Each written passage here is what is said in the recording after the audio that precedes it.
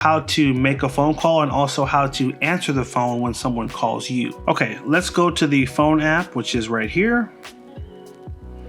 And the phone app has a few different sections. It has favorites, it has recent, and it has contacts. Okay. Now, you'll want to tap on this little icon here. This is your dialer. Tapping this will bring up the number keypad, and then you can type in the phone number that you want to call. So in this case, I'm going to call this number here. Put in the area code first, then the phone number. Tap the green button to start the call. There we go. Now you can tap this button to put the call on speaker.